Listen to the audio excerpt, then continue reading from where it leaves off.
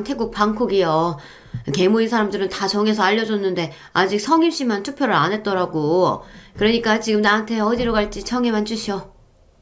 뭐 베트남? 지금 내 앞에서 베트남이라고 했어? 나 여행 안 가. 죽어도 그딴 나라에 못 가. 아이고 미안하네 성임 씨. 내가 뭐에 홀려가지고 그 생각을 미처 못했구만. 정말 내 실수야. 용서해줘. 응? 뒤늦게야 중요한 기억이 떠올랐는지 계모임 총무는 내 앞에서 실수했다며 미안하다고 다른 장소 알아보고 다시 연락 주겠다는 말을 끝으로 전화를 끊었습니다. 전화를 끊고 난 이후에 한참 동안 그날 때문에 생긴 그 악몽 같았던 일들이 떠올라서 괴로워지기 시작했습니다. 나를 그렇게 만든 나라는 바로 베트남. 요즘 이 나라로 여행들 참 많이 가시더라고요. 하지만 전 그 나라 이름만 들어도 짙은 향냄새, 죽음의 기억만이 떠오릅니다. 그곳에 내 소중한 새끼를 사지로 보내는 일만은 막았어야 했으니까요. 여러분, 제 처절하고 억울한 사연 한번 들어봐 주시겠어요? 지금으로부터 38년 전 맞선 한번 보고서 난 평생 함께할 남자를 만났습니다. 요즘 젊은이들이야 이런 소리 하면 믿기지 않겠지만 우리 때는 부모님이 정해놓으신 혼처나 주변 어른들이 소개해주는 남자를 만나 결혼하는 일이 흔했죠. 저도 짝사랑하는 가수 나훈아 선생님 좋아하는 거 빼고는 연애도 못 해보고 남편을 처음 만나게 되었어요. 맞선을 보러 나온 남자는 참 말수가 적었습니다.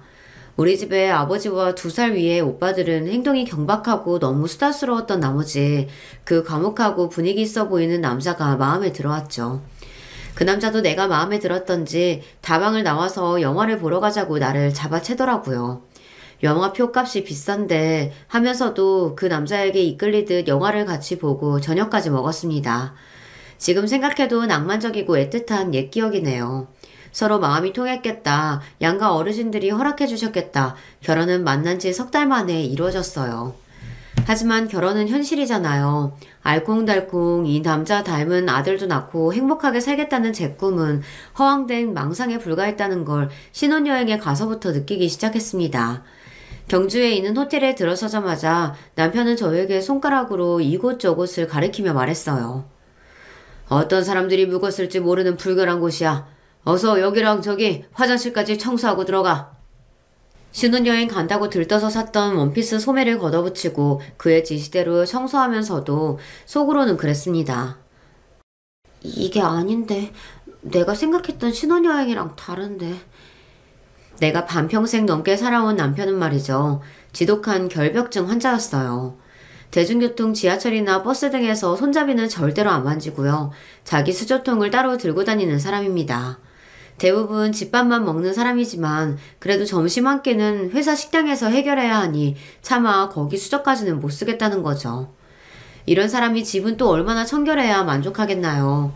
퇴근하고 돌아오자마자 곳곳을 순찰하고 다니며 테이블이며 선반 위까지 손으로 만져서 먼지 검사하는 게 일과였어요. 바닥은 늘 반질반질 윤이 나야 하고요. 물건이 제자리에 없다 치면 바로 호통 소리부터 납니다. 그래서 난 아침과 오후 5시 하루 2번씩 청소를 해야 했어요. 늘 걸레를 앞치마에 쑤셔넣고 집안 곳곳을 다닐 때마다 눈에 보이는 작은 티도 닦는 버릇이 생겼죠. 이렇게 숨막히게 하는 남편하고 살다 보니 늘 초긴장 상태로 있어야 하는 제가 어떻게 마음 편히 살 수가 있었겠느냐고요. 물론 우리 바깥 양반이 밖에 나가 바람을 피웠다거나 나를 때린다던가 그런 몹쓸 위인은 아니었어요. 소사정 자세히 모르는 사람들이 보면 우연히 아빠만한 남편이 어디 있냐고 할 테죠. 특히 11년 전 세상을 뜨신 우리 시어머니는 만날 때마다 저한테 그러셨습니다. 우연 엄마, 너 팔자는 아주 하늘에서 내린 상팔자인 모양이다. 제 아비처럼 생활력이 없는 것도 아니고 다른 집 남자들처럼 바람 한 번 안 피우지. 가정적이고 성실하지. 얼마나 좋으냐? 며느리 너는 내 아들 만나서 아주 복이 터졌구나. 30년 동안 귀에 못이 박히도록 듣고 또 들은 이야기. 네, 그렇게 좋으시면 어디 어머님이 남편으로 삼아 데리고 살아보시던지요. 이렇게 속으로만 대꾸해야지 어디 시어머니 앞에서 제가 토를 달 수 있었겠어요. 하지만 저는 우연 아빠랑 사는 게 어찌 그리 창살 없는 감옥에 있는 것만 같고 혼자서만 미치는지 모르겠어요. 일단 우리 집 양반은 집과 회사 말고 가는 곳이 다른 곳은 없습니다. 늘 정해진 시간에 집에서 출근하러 나서고 회식이나 어쩔 수 없는 일 빼고는 거의 정해진 시간에 집으로 돌아와요. 문제는 학교 다닐 때 무서운 학생 주임 선생님처럼 나와 아들 모두를 가르치려 든다는 겁니다. 시집 온 지 얼마 안 될 때 어릴 때야 저도 집안일 잘 모르고 그저 남편 말이 맞겠거니 하고 그의 말을 따라 살아왔어요.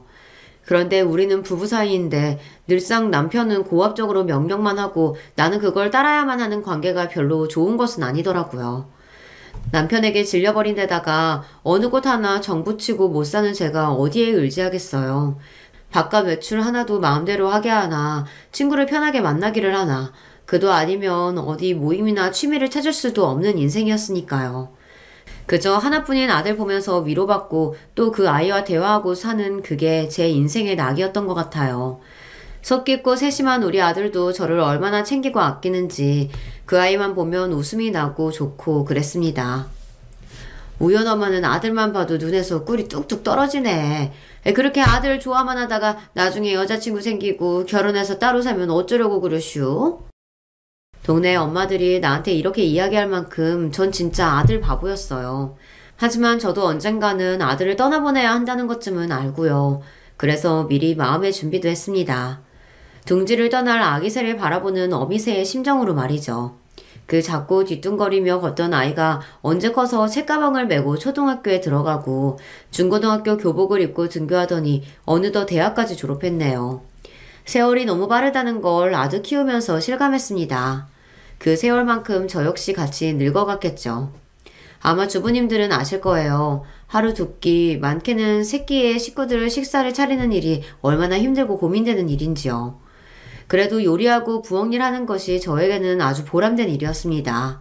제 아무리 궁중 요리를 해다 바쳐도 맛있다는 말이나 좋다는 표정 변화도 읽기 힘든 남편을 위해 밥을 차리는 일은 정말이지 맥이 빠졌습니다. 반면에 우리 아들은요, 별거 아닌 반찬만 해줘도 어찌나 반응이 좋은지 몰라요. 엄마, 이 계란찜이 아기 구름처럼 어쩜 이렇게 뽀얗게 부실부실해요?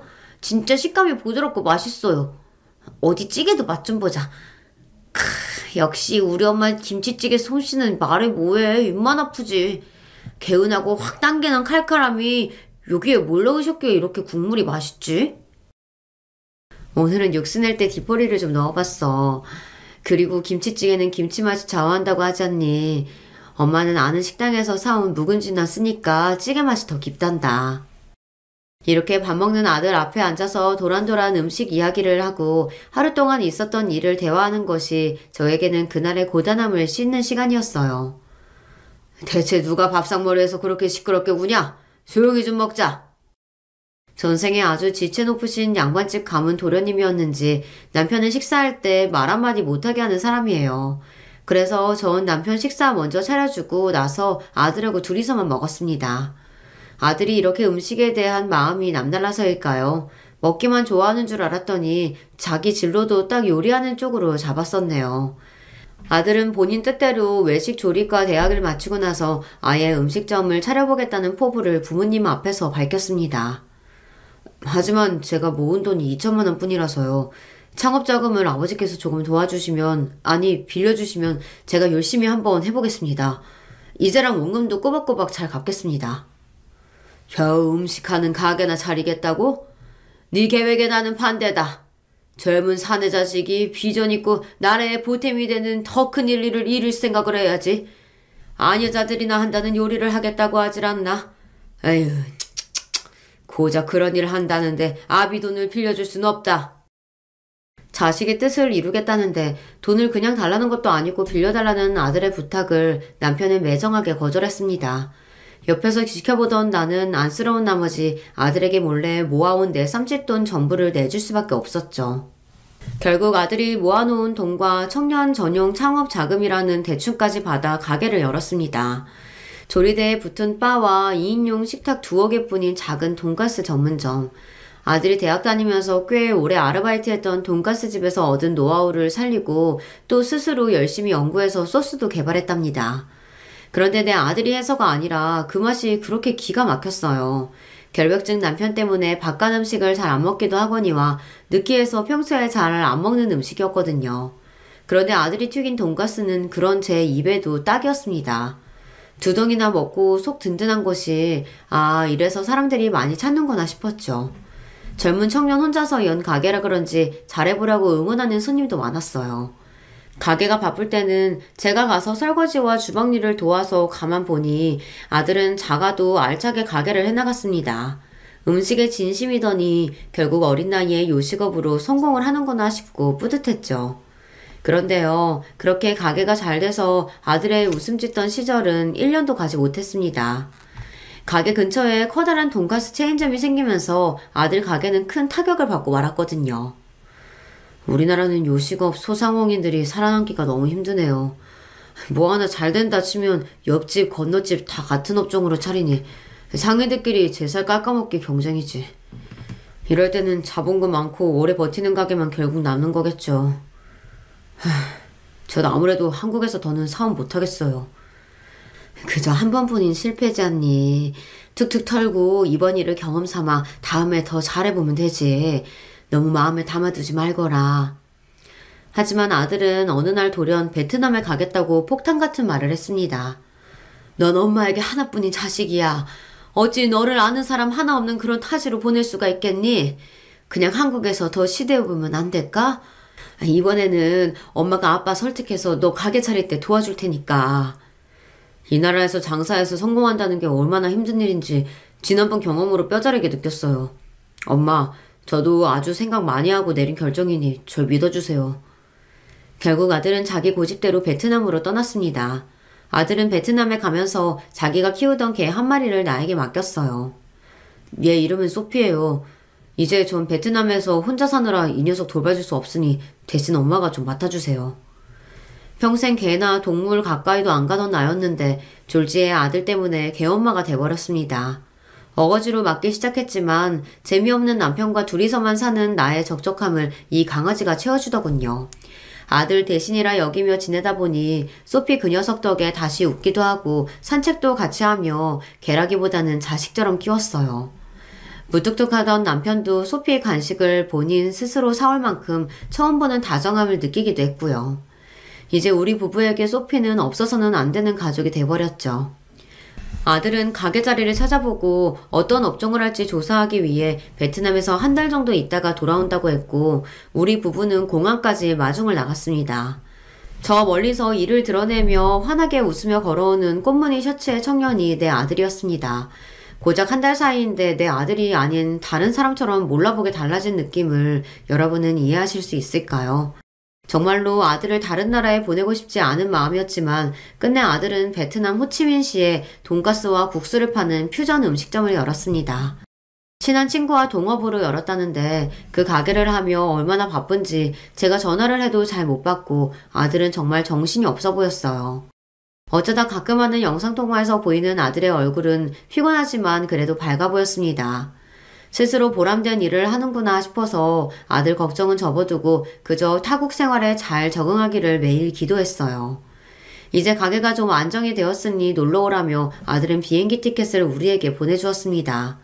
아들 덕에 베트남에 있는 가게에 가보니 백인, 황인, 흑인 다양한 나라의 손님으로 북새통을 이루고 있었어요. 하지만 가뜩이나 덥고 습한 나라의 작은 주방에서 열기와 싸우고 있는 아들의 모습은 대견한 한편 안쓰럽기도 했습니다. 한국 남자 둘이 만든 음식을 다른 나라 사람들이 어찌 이렇게 잘 먹니? 여기 김치 들어간 음식도 있는데 참 맛나게들 먹는다. 베트남 오면 여행자들이 쌀국수나 베트남 토속 음식들을 먹곤 하는데 그것도 하루 이틀이지 금방 질리거든요. 그러다가 우리 가게 음식 한번 먹으면 손님들이 확 반해버리더라고요. 한 번 온 사람은 거의 못 봤어요. 대부분 두어 번씩 먹고 가니까. 그리고 코리안 푸드 어썸 이렇게 음식 칭찬도 하고 휴대폰 어플에 가게 리뷰도 좋게 남겨주니 제 사업은 앞으로 더 잘 될 거예요. 한참 음식과 씨름하며 흘린 땀을 닦으며 말하는 아들의 얼굴에서 빛이 났습니다. 어디 가면 아들 직업이 창피하다며 쉬쉬하던 남편도 이때 아들 일하는 걸 보고 느낀 바가 있었는지 태도가 달라졌습니다. 우리 아들 말입니까? 연매출 2억 원이 넘게 나는 자그마한 요식업해요. 베트남에서요. 아들이 만든 음식이 국제적으로 인기가 많은 것 같습니다. 얼마 전 경비 아저씨가 같이 살던 아들이 오랫동안 안 보인다고 물으니 남편은 이렇게 대답하는 것이 아니겠습니까? 이제야 비로소 남편이 아들의 일을 진심으로 인정했구나 싶어 기분이 좋았습니다. 꽤 잘 벌면서도 7평 남짓한 원룸에서 친구랑 둘이 살고 또 집에서는 가게 일 상의하고 베트남어 공부하면서 아들은 시간과 돈을 절제하며 살았습니다. 남의 나라 살면서 일해야 돈을 잘 모은다면서 말이에요. 그리고 다음 추석에 아들은 한국에 잠시 왔다 가겠다는 희소식을 전했습니다. 하지만 뜻밖에도 우리 집 안에 들어선 사람은 2명, 아들은 만나던 여자친구와 함께 온 것이죠. 제가 갑자기 와서 많이 놀라셨죠? 오빠가 깜짝 선물로 하자며 비밀로 하고 이렇게 왔어요. 제 이름은 김화영입니다. 놀라긴 했는데 참 좋은 쪽으로 놀랐어요. 반가워요. 거기서 베트남 여자 만나서 베트남 사람이 원일이로 오면 어쩌나 했는데 이렇게 예쁜 한국 아가씨라니 아유 다행이네.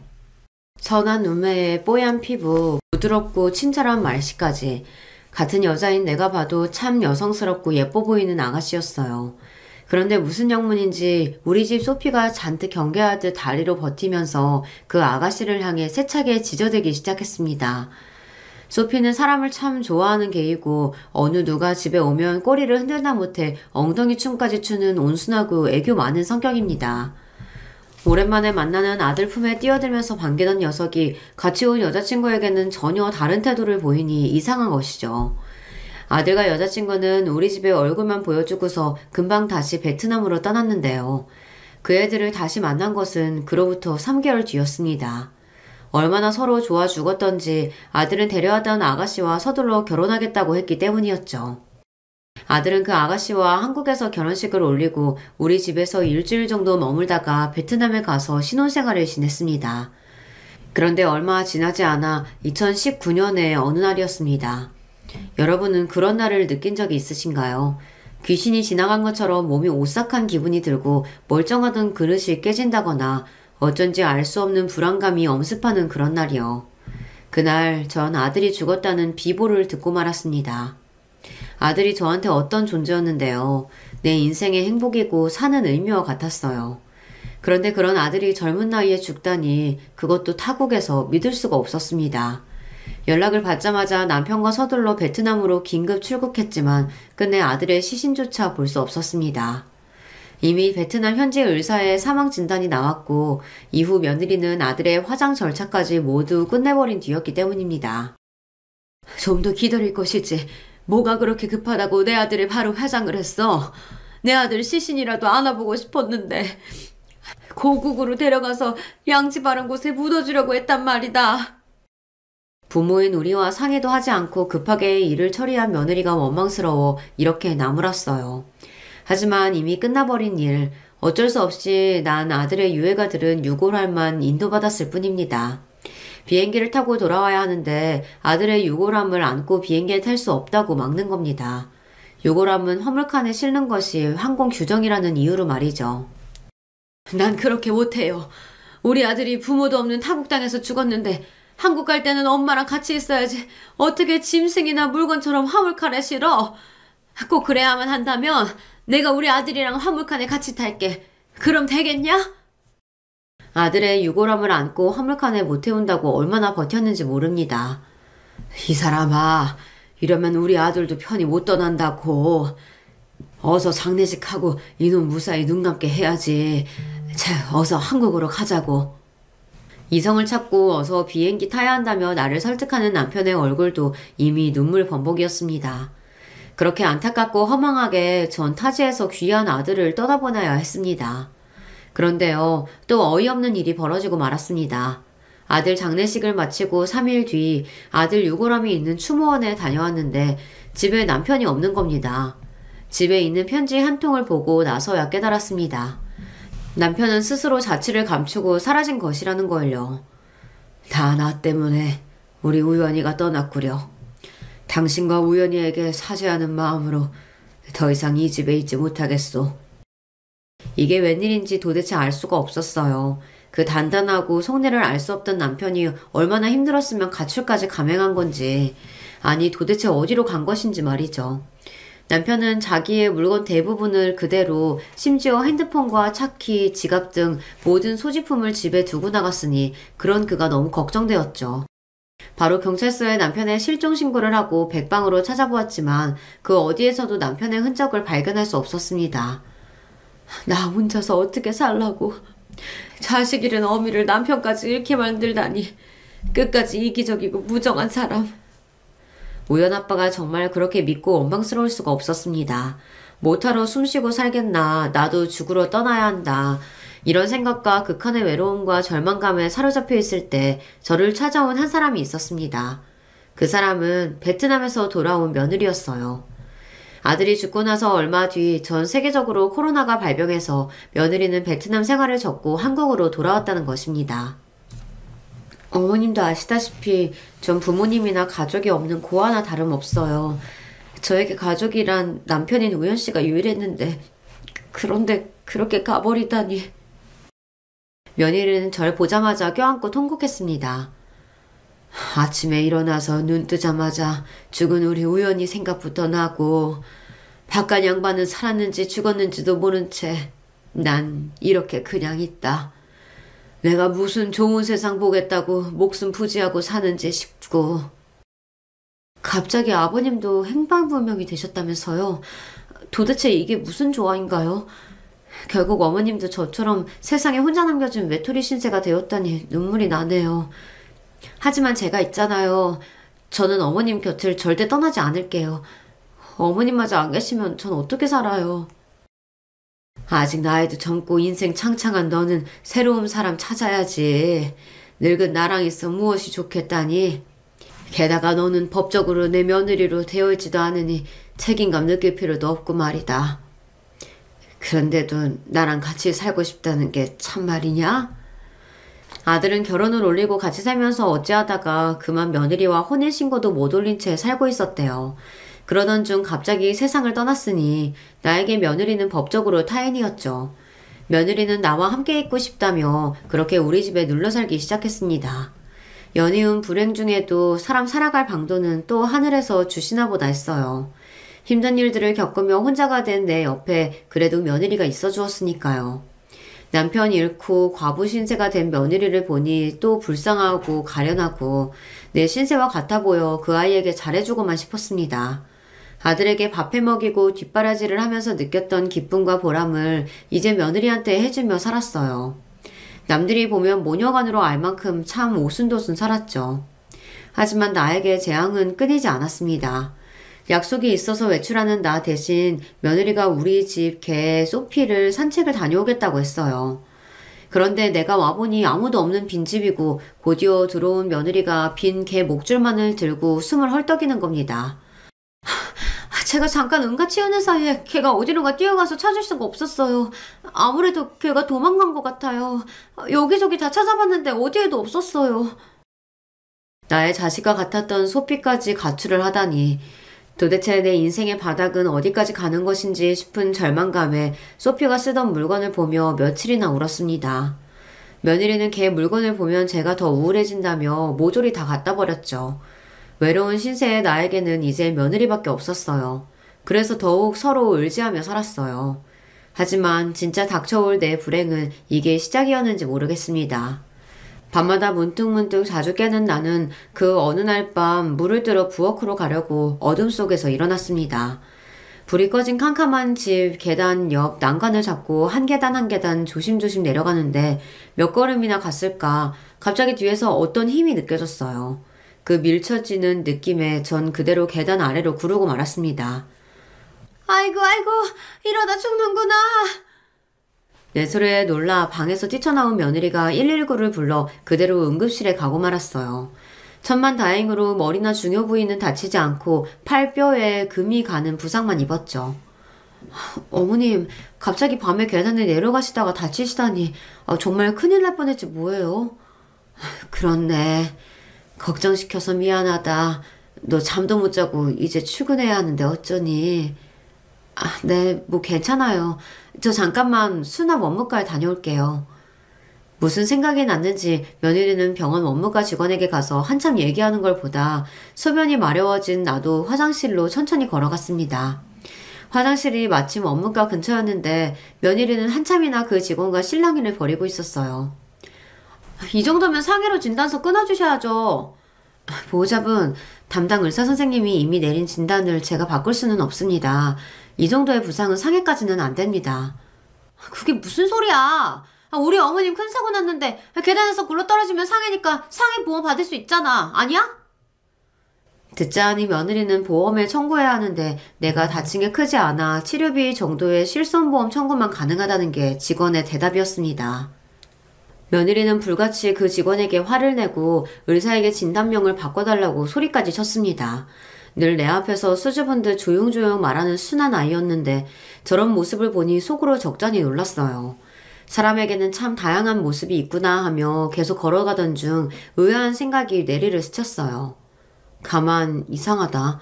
나는 상해보험 같은 건 들어둔 적이 없는데 실손보험 하나, 암보장보험 하나 그렇게 2개만 있는 걸로 알고 있어요. 며느리가 직원과 얘기한 보험은 들은 것만 해도 2개의 상해보험이었는데 좀 이상했습니다. 예, 화영아, 잠시 이리 좀 와보렴. 나는 말이다, 상해보험 같은 게 없어. 제가 갑자기 나타나서 그런지 아니면 자기가 했던 말을 들었을까봐 그런지 며느리 얘가 날 보자마자 화들짝 놀라서 어쩔 줄 몰라 했습니다. 그건요. 제가 들어놓은 보험이 따로 있어서요. 이런 복잡한 건 제가 다 알아서 할 테니까 걱정 마시고 어머님은 그저 들어가서 쉬고 계세요. 보험이나 치료비 같은 골치 아픈 일을 며느리가 알아서 처리해준다면 나야 편하고 좋죠. 며느리 말에 안심하고서 전 병실로 돌아왔습니다. 근 2년간 나에게 불행한 일들이 너무 많이 일어났어. 마가 단단히 꼈나? 아무래도 점이라도 봐야 할까봐. 느닷없지만 사람이 자꾸 안 좋은 일이 생기면 이런 미신에 의존하게 되는 것 같아요. 어떤 용하다는 무속인을 찾아가서 내 점사를 보게 되었죠. 자네 요즘 사는 게 아니겠네? 맞아요, 신녀님. 정말 요즘 같아선 저 딱 죽겠어요. 어쩌다가 제 인생이 이렇게 된 건지 모르겠거든요. 무슨 애군이 끼기라도 한 건 아닐까요? 너 지금 죽지 못해 산다는 얼굴인데 그냥 이대로 넋놓고 있다가는 너도 금방 죽어. 네? 억울하게 죽은 젊은 남자 영혼도 보이고 그 외에 다른 영혼도 몇 보이네. 보아하니 자네한테 원한이 있는 것 같진 않고 지금 자네 가까운 곳에 사람을 해하고 다니는 몹쓸 것과 함께 사는 게야. 그것이 원혼이면 구슬을 하든 재를 올리든 해야 할 테고 그게 사람이면 연을 끊어놔야 그래야 네가 살아. 그 무당님은 신기 있게 내 사정을 딱딱 알아맞히는 것 같았지만 그렇다고 내가 지금 뭘 해야 한다는 방법을 정확히 말하지는 않았어요. 신묘하고 영험하기로 소문났다고 아는 언니가 소개해준 곳인데 괜히 복비만 날리게 생겼네. 이렇게 별 소득 없이 점집을 나와서 집에 오는 길에 문득 이런 생각이 드는 겁니다. 그 신녀님 얘기 중에 억울하게 죽은 젊은 남자, 혹시 우리 아들을 얘기하는 게 아닌가. 많은 꿈 채 펼치지 못하고 죽어서 억울했구나. 저승으로 곱게 못 가고 구천을 헤매고 있는 건 아닌지 싶어 가슴이 저며왔습니다. 집에 와서 오늘 본 점사를 며느리에게 얘기하니 그 애는 무슨 벌레라도 본 듯 불쾌한 표정을 지었어요. 어머님, 그렇게 안 봤는데 무슨 그런 미신을 믿고 아깝게 돈까지 주고 오세요. 다신 그런 엉터리 찾지 마세요. 아셨죠? 그래, 나도 그렇게 생각해. 워낙 답답하고 나쁜 일만 생기니까 나도 뭐에 홀렸는지 그랬구나. 하긴 어머님이 얼마나 많은 일을 겪으셨어요. 전 다 이해해요. 그래도 우리 우연씨 천국으로 잘 갔을 거예요. 착한 사람이었잖아요. 며느리 말을 들으니 점집에 간 내가 부끄러웠습니다. 그리고 그 엉터리 점쟁이의 말을 그저 흘러보내고 잊고 살고 있었어요. 지금 와서 생각해보면 그래요. 주변에서 많은 사람들이 당하는 보이스피싱 같은 일들 있죠. 남의 얘기라고 들으면 참나 바보같이 뭐 그런 말도 안 되는 사기꾼한테 속냐 싶잖아요. 그렇지만 그 사기꾼들은 프로랍니다. 남을 속이고 등쳐먹는 일에 특화된 능력을 가진 프로요. 그러니까 보통의 선량한 사람들은 사기꾼에게 한번 걸리면 옴짝달싹 할 수 없이 속아서 넘어가서 제 손으로 그들에게 돈을 갖다 바치는 겁니다. 차라리 보이스피싱한테 걸려 돈만 뜯기는 게 나을 뻔했어요. 그보다 더한 악질 사기꾼 때문에 소중한 사람들을 잃어야 했다는 걸 알게 된 지금에 와서 전 그런 생각이 듭니다. 갑자기 며느리가 갑자기 다치는 바람에 병원에서 며칠 입원을 하게 되었어요. 낮에는 며느리 간호하러 병원에 가 있고 저녁이면 집에 돌아왔었는데 대문 옆 우체통에 몇 가지 우편물이 쌓여 있었어요. 그 우편물은 대우보험, 삼성화재 보험 등 죄다 보험사에서 온 것들이었죠. 내가 상상할 수도 없는 일들이 벌어지고 있다는 걸 그 봉투를 뜯어보고 나서야 알게 되었습니다. 그 보험들은 모두 내가 죽으면 며느리가 거액의 보험금을 수령하게 되는 일종의 사망보험들이었던 거죠. 나도 모르게 어떻게 이런 일이 가능한지 하도 이해가 안 돼서 그 보험사에 연락해서 어떻게 된 일인지 물어보았습니다. 그중 어디는 내가 인터넷으로 설명해서 보냈다고 하고 또 어디는 내가 본인 확인 통과를 했다고 하더군요. 며느리가 저축된다고 해서 은행원이 묻는 말에 대답만 하면 된다고 통화시켜준 적이 몇 번 있기는 했지만 이게 다 이런 보험일 줄은 까맣게 몰랐어요. 며느리가 퇴원하고 집에 돌아오자마자 전 보험 우편물들을 보여주며 물었습니다. 나를 속이면서까지 이렇게 많은 사망보험을 든 까닭이 뭐냐? 너 설마 그런 보험까지 들어놓고 나 죽기를 바랬던 거야? 그런데 그 애는 오히려 자기를 오해한다면서 화를 내고 거칠게 대답하더군요. 제가 그렇다고 어머님을 뭐 어떻게 하겠다는 뜻이 아니잖아요. 남편은 어느 날 갑자기 죽고 없지 내 인생이 참 막막하고 불안하더라고요. 이러다 어머님마저 떠나시면 어쩌나 싶어서 저도 제 살 길 찾겠다는 마음에 들어놓은 보험일 뿐이라고요. 그리고 자세히 좀 보세요. 종신보험이나 저축연금보험 같은 게 더 많다고요. 조근조근 나에게 설명하는 며느리 얘기를 들어보니 또 그의 말이 맞는 것 같더라고요. 그런 의무도 없는데 스스로 시어머니 모시며 살겠다는 착한 며느리인데 딸 같은 애를 내가 너무 오해한 건 아닐까 싶기도 하고요. 그저 앞날이 걱정되어서 보험을 많이 들은 것뿐이라는 며느리 설득에 내 마음이 동요했죠. 하지만 그렇다고 해서 이해에 대한 의심이 모두 걷어진 것도 아니었습니다. 표면적으로는 며느리와 이전처럼 잘 지냈지만 한번 의심의 먹구름이 들이우니 이제 며느리의 행동 하나하나가 모두 날 해치려는 의도처럼 보였거든요. 나 혼자서 이 일을 헤쳐나가기에 힘들다는 것을 알기에 내 의혹을 풀어줄 수 있는 사람, 그러니까 탐정을 고용하기로 마음먹었습니다. 평범하게 살림만 하던 여자가 어떻게 탐정을 고용해야 할지 몰라 고심한 끝에 결국 전직 경찰 출신의 연배가 좀 있는 탐정을 찾아서 내 사정을 설명했습니다. 참으로 여러 가지 일을 겪으셨네요. 안타깝습니다. 경찰로 시작해서 지금 일을 하며 어떤 수사 감각, 촉이라고 해도 좋을 그런 직감 같은 게 제게 있거든요. 그래서 그러는데 아드님 돌아가셨을 때 며느리 외에 함께 지내던 사람이 있었습니까? 그때요? 그때 베트남에서 같이 가게를 운영하던 친구가 한 명 있었어요. 그럼 그 아드님 친구분과 연락이 닿게 해주십시오. 그리고 얼마 뒤 오랜만에 아들과 베트남에서 함께 지냈던 친구에게서 전화가 걸려왔습니다. 어머님 안녕하셨어요? 잘 지내셨는지 안부 묻기도 죄송하네요. 우연히 장례식에 뵙고 나서 그가 통 연락을 못 드려서 면목이 없습니다. 저도 그 일이 충격이고 괴로워서 일부러라도 그 친구 잊고 일만 하고 살았거든요. 아니야, 다 이해하네. 우리 우연히 생전에 많은 것을 함께한 친구니 그럴 수 있어. 그래, 가게는 잘 되고 있고? 네, 아직도 우연히와 함께했던 그대로예요. 언제 한번 제가 항공권이랑 숙소 마련해서 초대할게요. 그때 오세요. 그리고 엊그제 어머님께서 고용하신 탐정님 연락 받았습니다. 아마 그분이 이 얘기 해주시겠지만 제가 직접 어머님께 말씀드려야 할 것 같아서요. 우연히 죽기 전날 제가 그 친구에게 한 얘기가 있거든요. 그게 사실 우연히 처가 만나는 남자가 있는 것 같아서 제가 목격한 것을 우연히에게 말했습니다. 그럼 네 말은 며느리에게 아들 말고 다른 남자가 있었단 소리니? 저도 의심되는 장면을 본 것뿐이지 사실인지는 모르겠어요. 하지만 우연히는 펄쩍 뛰면서 화영이가 그럴 리 없다고 확인하러 바로 나갔고 다음날 싸늘한 주검이 되었다는 소식을 들었으니까요. 그래서 중간에 한번 그 일을 말씀을 드릴까 하다가 우연히 처가 어머님 모시고 잘 지내고 있다고 들어서 그 생각을 접었습니다. 제가 던진 말로 괜히 잘 살고 있는 유가족을 또 한 번 상처 주게 되는 셈이 될까봐요. 그런데 화영이가 어머니 보험 어쩌고 말을 듣고 보니 이제야 그 모든 퍼즐이 맞춰지는 것 같았습니다.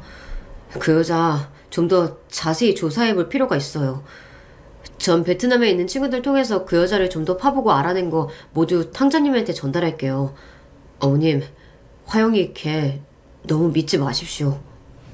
통화를 끊고 나서 전 억장이 무너지는 기분이었습니다. 멍청하게도 아들의 죽음에 왜 며느리를 의심을 한번 해보지 않았을까요? 갑자기 그동안의 기억들이 차르륵하고 순식간에 눈앞을 스쳐 지나갔습니다. 처음 며느리를 본 반려견 소피가 기이하게 지저댔던 일, 그리고 절대 주인을 떠난 법이 없던 녀석이 며느리와 산책할 때 하필 가출해버렸던 일, 어려서부터 알레르기를 겪어온 아들은 누구보다 자기 몸을 잘 알고 이에 대해 경계하고 조심했던 아이입니다. 그런 애가 까닭없이 알레르기 하나로 인해 죽음까지 이르다뇨. 이 모든 의혹과 죽음은 오로지 한 사람에게 그 화살이 향해 있었습니다. 바로 그 며느리. 그 애가 분명 어떻게든 연관되어 있겠다는 예상이 들었어요. 가만 생각해보니 어느 밤 내가 계단에서 밀쳐진 기분이 들었던 날, 내 느낌은 착하겠거라며 날 부축하던 그 애의 그 손길, 그것은 날 미친 손길과 닮았었다는 게 왜 이제야 생각이 났을까요? 그 애의 모든 행동이 갑자기 소름 끼치도록 무서워졌습니다. 최근 들어서 아침마다 내가 마실 클렌저 주스를 바로 그 애가 만들어주고 있었거든요. 요리는 전혀 할 줄 모른다며 부엌에도 안 들어오던 애가 갑자기 왜 그랬을까요? 어쩌면 나 역시 죽이려고 한 것일 수도 있습니다. 이대로 가만히 있을 수는 없었습니다. 평소 수면장애가 있는 나는 늘 수면제를 상비하고 있었죠. 이튿날 저녁 그 수면제 몇 알을 갈아서 비싼 양주에 타놓고 며느리를 기다리고 있었습니다. 시엄마가 요새 우연이가 자꾸 보이는 것이 우울하고 그렇네. 오랜만에 너랑 술 마시면서 즐거운 시간 보내고 싶구나. 며느리와 주거니 받거니 하며 실제로는 며느리에게만 그 약탄 양주를 마시게 했습니다. 오래 지나지 않아 며느리에게 그 약의 반응이 오기 시작했어요. 오늘 많이 마시지도 않았는데 제가 오늘 좀 이상하네요. 왜 이렇게 어지럽고 속이 메스껍지? 그러냐? 네가 먹은 음식들에 내가 독극물을 탔으니까 그런 거다. 네가 내 아들한테 알레르기 쇼크가 오도록 아몬드를 먹였듯이 말이야. 안 그래? 그게 무슨... 정신이 하나도 없네. 진짜 나한테 뭘 먹인 거냐고! 며느리가 날 잡으려고 억지로 일어서서는 바로 비틀거리며 풀썩 쓰러지고 말았습니다. 누워서 팔다리를 힘없이 버둥대는 그의 가까이에 가서 물었어요. 어차피 이렇게 된 거 네가 솔직히 말하면 바로 병원에 데려다 주마. 그럼 목숨은 건질 수 있을 테니까. 이 노인네가 멍청하고 만만하게 봤더니 나한테 선수를 감히 치다니. 어디 내가 이대로 당할 줄 알고? 내가 당신 죽여버리고 말 거야. 네 아들 자식처럼. 핏대를 올리며 악을 쓰는 며느리 그 입으로 결국 자백을 했습니다. 자신이 내 아들을 죽음으로 몰았다고 말입니다. 예상하던 일이지만 막상 내 아들이 살해당했다는 얘기를 들으니 당장 그년의 목을 졸라서 내 아들의 한을 풀어주고 싶었습니다. 부들거리며 두 손을 그의 목으로 가져가려던 순간 매섭게 노려보던 며느리가 킥킥대고 웃었어요. 나와 내 아들은 고아나 다름없는 널 받아주고 잘해줬는데 어떻게 그런 짓까지 할 수가 있니? 내 아들이 널 얼마나 좋아했는데 단지 돈 하나 때문에 사람으로서 못할 짓을 해. 겨우 돈이라니. 당신이 사채빚에 허덕이는 아비 밑에서 자란 내 사정을 알기나 해? 그깟 돈 하나 때문에 사람 죽이고 가족이 가족을 낭떠러지로 미는 그런 게 현실이야. 어려움 하나 없이 먹고 살던 당신의 가족은 모르겠지만 네 아들이 내 말 잘 듣고 착한 개처럼 굴었으면 나도 굳이 이렇게 빨리 죽일 마음은 없었어. 그때 나한테 괜히 의심만 품지 않았으면 제 명을 재촉하지는 않았을 텐데 입산 동업자 친구 놈 하나 때문에 당신 아들을 제거할 수밖에 없었다고. 그 친구 새끼나 원망해. 그런데 왜 이렇게 잠이 쏟아지지? 이봐 노인네, 진짜 나한테 독 탄 거 맞아? 증상이 뭔가 묘하게 다른데? 진짜 독약을 탔다면 차라리 그 손으로 내 목숨을 끊어봐 어디. 독약으로 고통스럽게 가느니 그게 낫겠네. 자기를 그 손으로 어떻게 해보라며 웃기까지 하는 걸 보니 난 그 애가 너무 무서웠습니다. 그 애는 사람이 아니에요. 악마 그 자체 같았어요. 깊은 잠에 빠져드는 며느리 애를 집에 내버려두고 저도 모르게 뒷걸음질치며 집 밖으로 도망을 쳤어요. 내 인생 전부와 바꿔도 아깝지 않을 아들을 속이고 죽게까지 만든 장본인인데 저도 솔직히 똑같이 되갚아주고 싶었죠. 하지만 전 그 마음을 이겨내고 참았습니다. 만약 내가 살인해서 지옥에 가버리면 천국에 있는 내 아들 만날 수 없을지도 모르잖아요. 하지만 수면제를 먹고 코까지 드르렁대며 자고 있는 저 나쁜 년을 어떻게든 파멸로 이끌 것입니다. 제가 한 건 여기까지입니다. 하지만 아무리 궁리를 해봐도 어떻게 그년에게 대갚으면 좋을지 그 방법을 모르겠어요, 탐정님. 집에서 나오자마자 탐정을 찾아간 저는 며느리의 자백을 담은 녹음기를 주며 말했어요. 당연히 그런 자는 법의 심판을 받아야죠. 내가 현직 시절 친했던 후배 경찰에게 이 일을 잘 수사해달라고 부탁해놓겠습니다. 어머님은 며느리에 대해 모은 증거와 자료들을 가지고 강남경찰서에 가서 아드님의 사망을 재수사해달라고 하십시오. 내가 집에서 나올 때는 분명 자고 있던 며느리가 경찰과 함께 가보니 온데간데 없이 사라지고 없었습니다. 모든 죄가 폭로된 마당에 준행랑을 친 거겠죠. 경찰은 아들의 살해 용의자로 며느리를 특정해서 수배령을 내렸습니다. 초조하게 경찰이 그 살인자를 잡아오기를 학수고대하던 끝에 기쁜 소식이 들렸어요. 소식을 듣고 경찰서에 달려가 보니 그곳에는 잡혀온 며느리 그리고 그 옆에 동조했던 하나의 공범이 있었던 것입니다. 며느리는 내 아들을 만나기도 훨씬 전부터 서방같이 지내던 남자가 있었는데 그 남자의 직업은 바로 보험사 직원이었습니다. 그 공범이 베트남에서 만났다는 내연 관계의 남자이기도 한다는 것 또한 기가 막힙니다. 아주 상습적인 놈들이네. 아드님이나 어머님 사건 이전에도 교통사고 내고 보험 사기치던 작자들이에요. 한국에서 수배령이 떨어지자 베트남으로 도주해서 거기에 아드님을 만나고 만 거죠. 어쩌다 그런 악질 중에 악질 같은 것들이 내 아들에게 붙은 것이란 말입니까? 베트남에 아들을 보내는 게 아니었다고 땅을 치고 후회하고 또 후회했습니다. 수갑을 차고 있는 며느리에게 달려들어 멱살을 잡고 흔들었어요. 이년아, 꼭 이렇게까지 해야 했어? 하지만 그의 반성의 기미도 보이지 않았습니다. 나한테 해코지당하면서도 눈 하나 깜빡 않고 무서운 말들을 술술 내뱉더군요. 원래는 네 아들 앞으로 보험 잔뜩 들어서 교통사고나 어디에 밀어버려서 상해 보험금이나 타려고 했다고. 그런데 내가 왜 보험 많이 드냐부터 해서 남자관계까지 의심하니 어쩌겠어. 알레르기로 위장해서 죽여버려야지. 이게 다 그놈이 스스로 지 죽음을 재촉한 거야. 나도 손해가 이만저만이 아니었다고. 혼인신고도 안 된 채로 죽어버렸으니 결국 한 푼도 보험금을 타내지도 못했으니까. 나도 억울해. 억울하다고. 이번에는 확실히 거액 챙길 수 있도록 철저히 계획했어. 당신이 나를 철석까지 빚도록 만든 후에 사망보험도 30개나 들어놨어. 아들 잃고 혼자 남은 늙은이쯤 주무르는 건 일도 아니었는데. 그런데 어디서부터 내 완벽한 계획이 틀어진 건지 지금도 모르겠네. 그 악마 같은 년은 그저 자기의 계획대로 되지 않아 분하다는 표정이었습니다. 돈에 관한 한 인간은 어디까지 바닥으로 내려갈 수 있을까요? 나중에 재판장에서 마지막으로 피고인의 변론 기회를 준다고 하니 며느리는 눈을 희번덕거리며 말했습니다. 여기 있는 당신들같이 나약하고 곱게 자란 자들이 내 인생을 감히 판단해? 비바람 막아줄 든든한 부모 밑에서 편하게 자라고 공부만 했던 새님들이 나를? 사채빚에 도망다니면서도 지 술값 때문에 친딸 매춘부로 팔아넘기려고 했던 그런 아비 밑에서 한번 자라봐.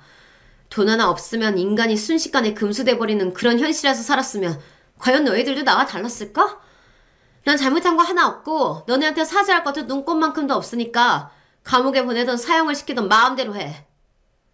결국 끝내 반성의 기미조차 보이지 않던 며느리는 검사가 구형한 30년 징역을 그대로 다 받았습니다. 마음 같아서는 사형을 내려달라고 판사에게 읍소하고 싶었지만 변호사는 저 여자에게 선고된 형도 아주 큰 거라며 날 위로했죠.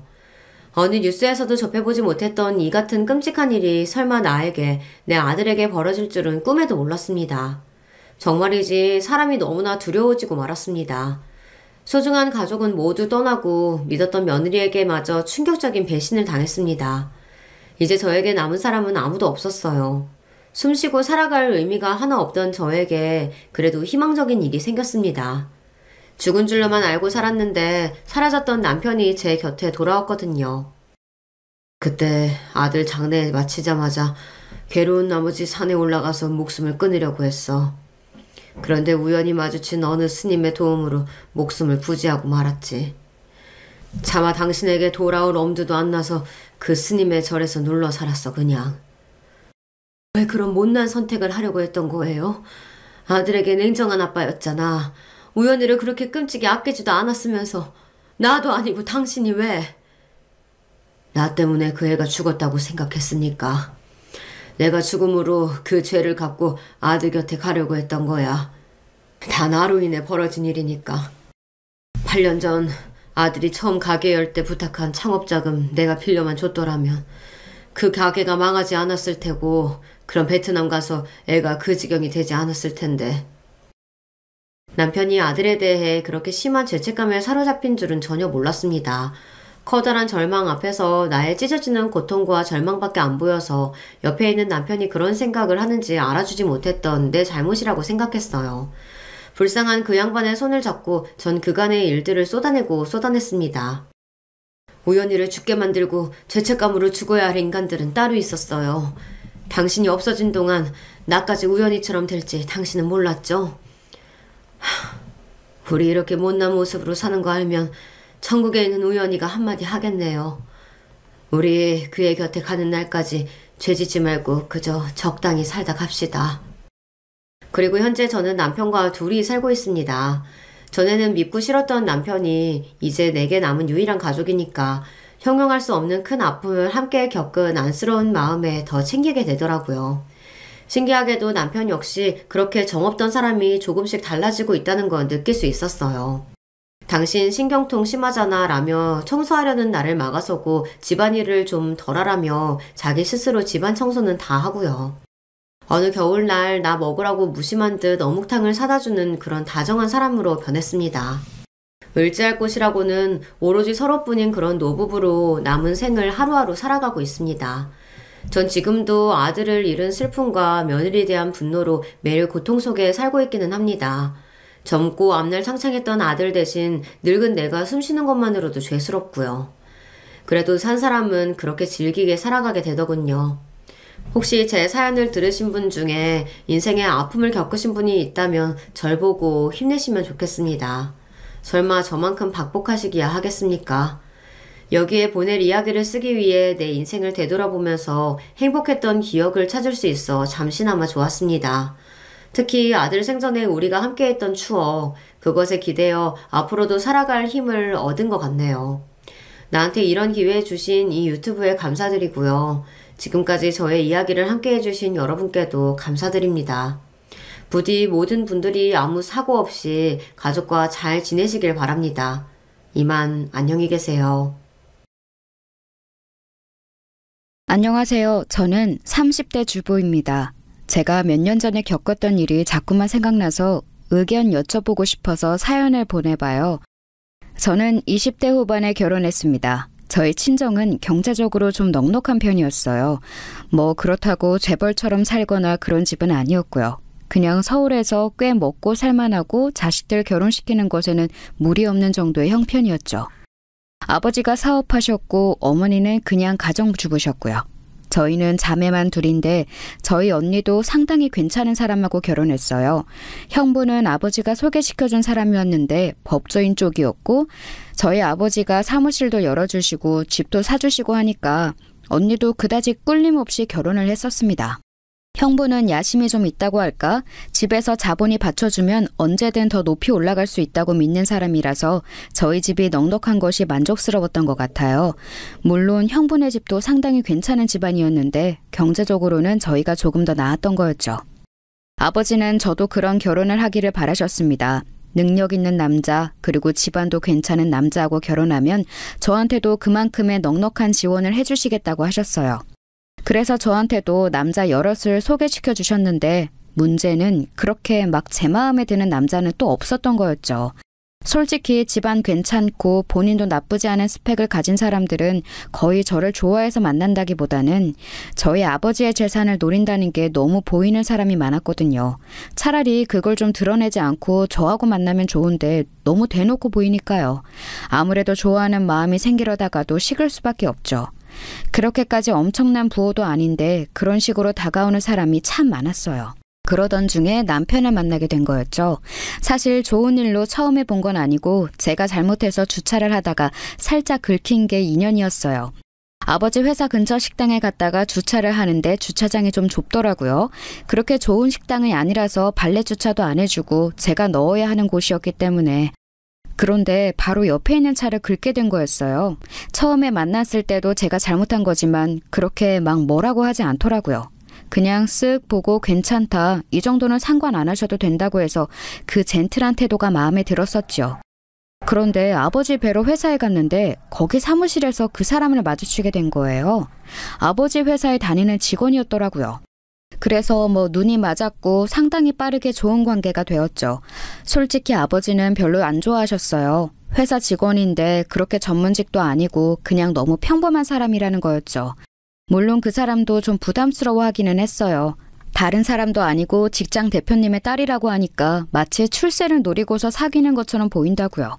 저는 그게 아니라는 걸 아니까 상관없었는데 당사자 입장은 또 다른가 보더군요. 다른 직장 동료들 눈치도 보인다고 하면서 말이에요.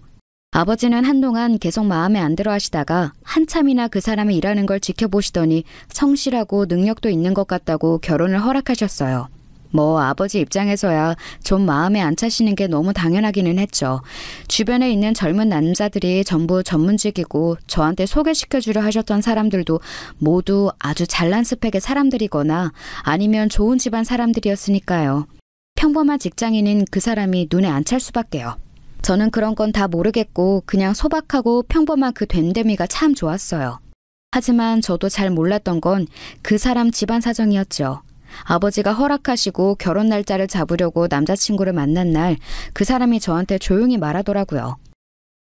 나 사실 자기한테 고백할 게 하나 있어. 뭔데? 사실 우리 아버지 나 어릴 때 돌아가셨어. 어머니가 혼자 나 기르셨고. 뭐? 아버지 돌아가신 지 얼마 안 되었다며. 대표님, 아니 장인어른이 우리 결혼 반대하실까봐 솔직하게 말을 못했어. 편모스라에서 자랐다고 하면 대부분 안 좋게 보시니까. 그건 또 사실이기는 했어요. 사실 저야 남자친구가 편모스라에서 자랐든 부모님 밑에서 자랐든 상관은 없었죠. 어차피 남자친구의 됨됨이가 아주 좋다는 사실을 잘 알고 있었고 그게 마음에 들어서 좋아하게 되었으니까요. 하지만 저희 부모님 입장에서는 또 그렇지가 않을 거였어요. 그렇지 않아도 평범한 남자친구와 그 가정이 마음에 안 들어서 아버지가 한참이나 망설이셨는데 편모스라인 것까지 알려진다면 아예 결혼 자체가 파토날 가능성도 있었죠. 그래서 저는 별다른 생각 없이 어깨를 으쓱했어요. 할 수 없지 뭐. 그럼 그냥 우리 아버지한테는 계속 그렇게 말하자. 속이는 건데 괜찮을까? 어차피 자기 아버님 안 계시는 건 똑같은데 뭐 어때? 딱히 지금 양쪽 부모님 다 계신다고 거짓말한 것도 아니잖아. 아버님 돌아가신 시기만 다르게 말한 거라고 생각하면 간단해. 저는 그게 거짓말이라고 생각도 안 했어요. 사실 아버지도 바깥 사돈이 안 계신다는 건 잘 알고 계셨고요. 남자친구가 결혼 전에 저한테 이런 사실을 이야기해줬으니 딱히 문제될 것도 없었죠. 우리 상견례 할 때 어머님이 말실수만 안 하시게 잘 말씀드려놔. 응, 알았어. 어머니한테는 꼭 당부드려 놓을게. 남자친구는 순한 얼굴로 고개를 끄덕였습니다. 참 제 말을 잘 들어주는 사람이었어요. 아들이 좋은 결혼을 하겠다는데 그걸 회방 놓을 어머니가 없겠죠. 저도 그때까지 아직 예비 시어머니를 만나뵌 적이 없었어요. 한 번쯤은 남자친구의 고향집에 가보고 싶은 마음도 있었고 예비 시어머니를 뵙고 싶은 마음도 있었지만 남자친구가 데려가지를 않더라고요. 말로는 어디 남쪽 멀리 바닷가에 살고 계신다는데 너무 고립된 곳이라 버스도 안 간다고 했어요. 우리가 가면 차로 정말 오래 타고 가야 해서 고생 많이 할 거라고, 중간에 차 세워두고 걸어서 가야 하는 곳도 있다는 말에 조금 놀라서 그럼 예비 시어머니가 서울 올라오시면 그때 뵙기로 했었죠. 남자친구도 딱히 자기 고향에 대한 애착은 없어 보였고요. 예비 시어머니에 대해서 그다지 걱정하는 눈치도 아니었어요. 남자친구의 말에 따르면 예비 시어머니는 아주 건강하고 활발한 분이어서 식구들한테 전혀 걱정을 안 끼치는 분이라고 하더라고요. 자식은 남자친구 하나지만 동네에 오래 살아 친구들도 많고 교류하는 사람도 많아서 외로워하시지도 않는다고요. 저야 너무 좋은 일이었죠. 사실 시대가 바뀌었다고는 해도 시댁 좋아하는 며느리가 어디 있겠어요. 시어머니가 저한테 뭐 시집살이를 시킬 일도 없겠지만 그렇다고 해서 가까이 사는 게 좋을 리도 없죠. 사실 제가 집안 좋은 남자하고 결혼하는 게 꺼려졌던 이유가 거기 있었어요. 친구들 보면 좀 산다 하는 집안에 시집간 애들이 정말 고생을 많이 하더라고요. 저는 친구들도 아무래도 저희 집이랑 비슷한 배경인 애들이 많았는데 걔네들은 거의 두 부류로 나뉘었거든요.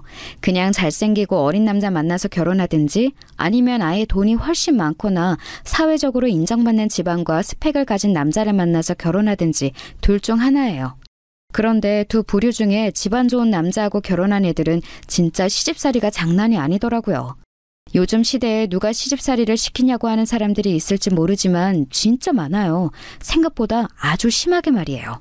어떤 시어머니는 집안 어른들한테 돌릴 김장김치를 친구 혼자서 다 하라고, 원래 그런 건 며느리 손맛으로 만들어야 하는 법이라고 제 친구한테 일을 몰빵시키는 경우도 있었어요. 대체 왜 그런 건지는 모르겠는데 그 친구 말로는 자기 기죽이려고 그런 식으로 일을 시킨다고 하더라고요. 음식하게 만들고서 잘못하면 맛이 없네, 솜씨가 없네, 이런 애가 무슨 애를 낳아 기르냐면서 엄청나게 뭐라고 한다 하더라고요. 그런데 정작 그 친구네 시어머니도 음식을 잘하냐 하면 그건 전혀 아닌데도요. 반면에 젊고 잘생긴 남자하고 결혼한 친구들은 그래도 나름대로 잘 사는 친구들이 많았어요. 이쪽은 반대로 남자가 다른 여자하고 바람이 나서 속을 썩이는 경우가 종종 있었는데 그래도 그런 경우에는 친구한테 싹싹 빌고서 다시 안 그러겠다고 하는 경우가 많아서 좀 나았죠. 친구들도 남편 바람 한두 번이야 괜찮다고 자기도 따로 만나는 남자 있다고 하는 애들도 있었고요. 사실 저는 그래도 결혼 생활에 로망이 있어서 남자든 여자든 상대에게 충실해야 한다고 믿는 편이었지만 그렇게 서로 자유롭게 사는 모습도 그리 나빠 보이지는 않더라고요. 둘이 비슷한 사람끼리 만나면 나쁘지 않은 것 같았어요. 그래서 저는 조금 다른 선택을 한 거였죠. 집안은 내세울 것 없고 시어머니도 나한테 간섭을 못하지만 동시에 성실하면서 나만 바라볼 것 같은 남자하고 결혼하게 된 거예요. 저는 그게 그때도 잘했다고 생각하고 지금도 괜찮은 선택이었다고 봐요. 다시 돌아간다고 해도 마찬가지의 선택을 할 것 같고요. 아무튼 그래서 저희는 상견례 날에 예비 시어머니를 처음 뵙게 되었어요. 예비 신랑한테 미리 언지를 받고 오셔서인지 많이 긴장하신 얼굴인 것 같더라고요. 좀 후덕하고 펑퍼짐한 인상의 아주머니셨는데 좀 세련되지 못하시다고 해야 할까요? 저는 저희 어머니가 기준이기 때문에 더 그렇게 보였을 수도 있어요. 저희 친정어머니는 워낙 멋쟁이시고 패션을 중시하는 분이셔서요. 걱정했던 것과는 다르게 예비 시어머니는 돌아가신 시아버지에 대한 이야기를 아주 매끄럽게 넘기셨어요. 예비 신랑이 말했던 대로 최근에 돌아가신 것처럼 두루뭉실하게 넘어갈 수 있었죠. 친정부모님은 너무 소박한 남편의 집안이 역시 마음에 들지 않으신 것 같았지만 딱히 문제점을 짚어낼 것이 없으셨는지 고개를 끄덕이셨습니다. 저하고 예비 신랑은 참 다행이라는 생각이 들었죠. 예비 시어머니는 상견례 내내 흘낏거리면서 저를 보셨어요. 상견례 날 처음 뵙는 것이라 제가 더 궁금하셨던 것 같기는 합니다. 아유, 우리 며느리감이 정말로 예쁘네. 어떻게 우리 아들이 이런 아가씨를 아내감으로 데려왔을까. 별 말씀을요, 어머님. 날 선택해준 거죠. 장인어른 장모님께서도 저를 좋게 봐주셨고요. 얼마나 감사한지 몰라요. 사실 저희 집안이 조금 모자란데 그것도 상관하지 않고 선택해 주셨으니까요. 예비 신랑은 저희 친정부모님 눈치를 보면서 한껏 감사를 표했습니다. 평상시에도 항상 그래왔기 때문에 저나 친정부모님은 그냥 그런가 보다 했어요. 그런데 예비 시어머니는 조금 못마땅한 표정이 스쳐 지나가더라고요. 저는 솔직히 왜 그러시나 했어요. 그 후로도 예비 시어머니는 약간 풀이 죽어서 시무룩한 표정이셨고요. 상견례가 끝난 후 예비 시어머니는 숙소로 돌아가셨습니다. 저희는 저희 친정 부모님하고 같이 차에 타서 이런저런 이야기를 나누다가 부모님은 댁으로 가셨고 저희는 카페에 잠깐 앉았어요. 이제 곧 들어갈 신혼집 이야기도 나누고 혼수 고민도 같이 하다가 문득 생각이 나 제가 예비 신랑한테 물어봤죠. 아까 어머님 좀 기분 안 좋으신 것 같던데 무슨 일 있으신가? 응? 우리 어머니 집안 이야기를 별로 안 좋아하시거든. 그래서 그러셨을 거야. 그럴 수 있겠다. 가만 생각해보니 사실 상대적으로 처지는 집안 이야기가 나오는 게 좋을 사람은 없을 거예요. 당연한 일이죠. 그래서 예비 시어머니 표정이 안 좋으셨구나 납득이 되어서 저는 고개를 끄덕였습니다. 그리고서 시간이 흘러 결혼식을 치렀어요. 부모님이 결혼식만큼은 좋은 데서 해야 한다고 고집을 부리셔서 국내에서도 그래도 손꼽히는 호텔에서 치렀습니다. 물론 손님이야 거의 저희 친정부모님 손님이셨죠. 아버지하고 인사 나누려고 줄을 서서 손님들이 기다리시는데 홀에 가득 찬 손님들을 보고서 시어머니가 조금 기함한 표정이시더라고요. 시댁 쪽 친척분들도 오긴 했는데 숫자가 정말 적었고요. 시어머니 말씀에 의하면 좀 어렵게 사시는 분들이 많아서 서울까지 오기가 힘든 사람들이 많았다고 해요. 그리고 사실은 그게 다행이라는 생각도 들기는 했습니다. 저는 신부 대기실에 있어서 잘 몰랐지만 친구가 전해주기로 호텔에 안 어울리게 좀 허름하게 입은 사람들이 있어서 잘못 들어온 사람들인가 했는데 저희 시댁 쪽 하객이었다고 하더군요. 게다가 시댁 친척들 쪽에서 문제도 생겼어요. 저희가 식을 다 끝내고서 손님들께 인사하려고 피로연장에 갔는데 피로연장에서 난리가 났더라고요. 결혼식 피로연에 안 어울리게 큰 소리로 싸우는 사람들 소리가 들려서 살펴봤더니 술에 취한 어떤 시댁 친척 아저씨가 얼굴이 시뻘개져서 다른 손님 테이블에 엎어졌고 그 때문에 다른 손님 옷에 음식이 튀었던 거였습니다. 그 손님도 좀 참으면 될 것을 참지 않고 화를 내면서 시댁 쪽 하객 얼굴을 차버렸어요. 이분은 저희 친정 쪽 친척이었죠. 솔직히 말하자면 시댁 쪽 친척 아저씨는 알코올 중독이었고 애초에 로비로 들어오면서부터 목소리가 커서 비틀거리면서 들어와 사람들이 눈살을 찌푸리기는 했었어요. 화를 낸 친정 쪽 친척도 원래 아주 예민하고 다혈질인 사람이었고요. 둘이 잘못 만난 거였죠. 좋은 날이어야 하는 결혼식 날 피로 현장에서 그 난리가 났으니 어땠겠어요. 시어머니는 기겁을 하고서는 시댁 친척 아저씨를 말리다가 저희 친척이 다시 한번 싸대기를 날리려고 하니까 도리어 더 화를 내면서 그 친척 멱살을 잡았죠. 시어머니도 그 거친 해변에서 나고 자란 분이라서 엄청 잘 싸우신다고 나중에 남편이 말해주더라고요. 흰 테이블보가 깔리고 와인잔이 세팅된 호텔 피로 현장에서 그렇게 멱살잡이를 하면서 싸우고 있으니 그것도 다른 사람도 아닌 시어머니가 멱살을 잡았으니 정말 저의 체면이 말이 아니었어요. 피로 현장을 가득 채운 손님들은 거의 다 저희 친정부모님 손님이었으니까요. 솔직히 제가 그렇게 막 예민하고 날카로운 성격은 아니거든요. 남들 감정을 캐치하지 못할 만큼 둔한 면도 있어서 도리어 무던하고 무난하다는 평을 받는 편인데 그날만큼은 진짜 쪽팔려서 죽을 것 같았어요. 남편도 미치려고 하면서 시어머니를 말리는데 시어머니가 다혈질이어서 제대로 말려지지도 않고 결국 저까지 합세해서 같이 시어머니 진정시키려고 노력하다가 몸이 밀려서 테이블에서 음식물이 제 피로연 드레스에 다 튀고 아주 난리도 아니었죠. 피로연 드레스도 솔직히 정말 신경 많이 써서 구입한 거였거든요. 연분홍색의 단순하지만 정말 고급스러운 드레스였고 가격대도 무척 높았는데 시어머니한테 밀려서 테이블을 잘못 짚는 바람에 스테이크 소스가 전부 다 튀어서 옷은 망가지고 난리였어요. 너무 속상하더라고요. 물론 길게 이어지지는 않았어요. 제가 휘청거리는 걸 본 시어머니가 흠칫하면서 얼른 손을 놓으시고 남편이 급하게 중지한 덕분에 더 싸움이 커지지는 않았죠. 하지만 제 드레스는 이미 망가진 상태였고 손님들 시선은 집중되었고 저희 부모님 얼굴은 일그러졌고 시어머니는 그제야 상황이 파악되는지 어깨를 으쓱하면서 작게 미안하다고 하셨어요. 그런데 또 그 표정이 별로 미안한 얼굴도 아니더라고요. 남편만 속이 상해서 한숨을 쉬고 있었고요. 아무튼 피로연에서 그런 난리가 난 이후에 솔직히 시어머니한테 따로 인사를 드리기도 싫었어요. 결혼식 자체도 저희 집에서 100% 준비를 한 거였거든요. 뭐 그것까지는 별 생각 없었어요. 집안마다 사정은 다르게 마련이고 돈이 없다고 해서 무시를 할 생각도 없었고 그냥 사정되는 사람이 더 내서 준비하면 되는 거다. 뭐 그런 정도의 생각이었으니까요. 그런데 그건 둘째 치더라도 저희 친정 부모님이 그렇게 애써서 준비해 주신 결혼식에서 적어도 소란은 일으키지 않으셨다면 얼마나 좋았을까. 시어머니한테 섭섭한 건 그거 하나였어요. 신혼여행을 다녀오고 나서 그래도 시어머니한테는 따로 인사를 드리러 갔어요. 남편은 굳이 갈 필요 있냐고 시댁이 저 남해안인데 얼마나 먼지 안 하면서 가지 말라고 그냥 전화로 인사드리자고 했지만 그래도 그럴 수야 있나요. 저희 친정 부모님도 그래도 어른이신데 인사드리고 오라고 하셨고요. 그래서 친정보다도 먼저 시댁으로 갔어요. 그런데 시댁에 가니까 솔직히 왜 남편이 굳이 오지 말자고 했는지도 알겠더라고요. 시어머니가 저희를 맞이해 주시긴 했지만 시댁의 건물이 정말 대단했어요. 시골에 폐가 되기 직전인 작은 오두막들 있잖아요. 딱 그런 느낌이더라고요. 슬레이트 지붕 올리고 너무 오래된 나무 기둥은 군데군데 썩어 있고 마당은 잡초가 듬성듬성 나 있고요. 시골이라고 해서 운치 있고 이런 곳이 아니라 마을 전체가 그렇게 낡은 느낌이었어요. 친척이라고 나와보는 사람들도 거의 그런 분들이었고요. 저희 피로연 때 난리친 그 아저씨도 같은 동네에 살고 있더라고요. 제가 신혼여행 가서 따로 사둔 시어머니와 친척분들 선물을 꺼내놓으니까 시어머니는 뭐 이런 걸 사왔냐고 퉁명스럽게 말씀하셨어요. 제가 고른 것이 명품 가방이라서 이 동네하고 좀 안 어울리기는 했지만 선물을 보고 그렇게 말씀하시는데 조금 마음이 상하더라고요. 이런 거 사오려면 돈 쓰지 말고 그냥 고기나 사와라.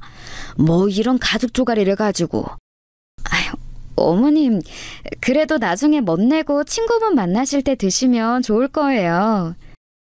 아휴, 네가 이제 내 며느리니까 하는 말인데 나는 읍내 나갈 일도 별로 없다. 그냥 만난 게 제일 좋다.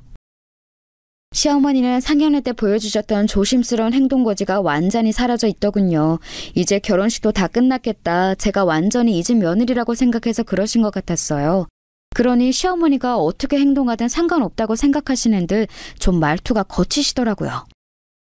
자주 내려오기나 해라.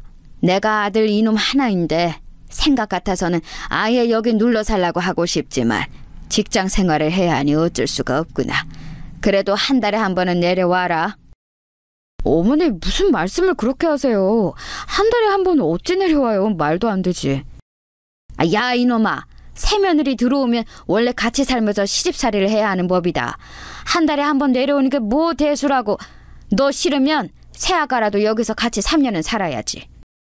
아 진짜 말도 안 되는 소리를 하세요.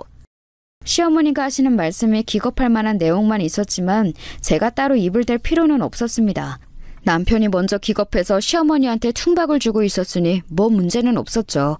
시어머니는 화가 난 듯이 돌아앉으셨지만 결국 더는 고집을 부리지 못하시고 그냥 너희들 좋을 대로 해라 하면서 입을 내미셨어요.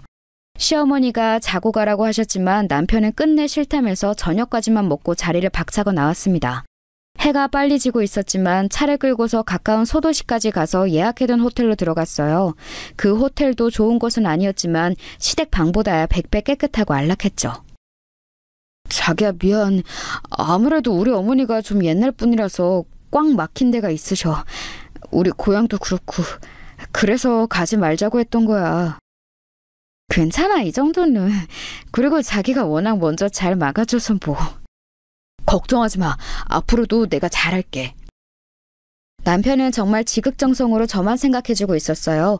사실 고맙기는 했죠. 아무리 착한 남자라도 결혼하고 나면 완전히 바뀌는 사람들도 많은데 저희 남편은 어디까지나 저를 먼저 생각해 주었으니까요. 홀어머니 밑에서 자란 남자들은 무조건 어머니 편인 사람들도 많은데 말이에요. 그래서 사실 시어머니와 시가 쪽 고향에 대해서 별로 좋은 감정은 없었지만 아주 나쁜 감정도 없었어요. 남편이 완벽하게 제 편이었기 때문에 그리 힘든 일 자체가 없었거든요. 게다가 워낙 거리도 멀어서 애초에 만날 일도 많지 않았고요. 그런데 시어머니는 그날 일로 나중에 저한테 전화해서 화를 내셨습니다. 그런데 남편한테는 말 안 하고 저한테만 전화를 해서 왜 그날 그렇게 갔냐고 시댁에 그러는 거 아니라고 화를 내셨죠. 솔직히 저는 조금 황당하기는 했어요. 시댁에 무조건 하룻밤 자라는 시어머니의 요구도 황당했지만 애초에 나가서 자자고 굳고 주장했던 건 남편이었거든요. 저야 시댁에서 하루 자든 밖에서 자든 별 상관없다는 입장이었고요.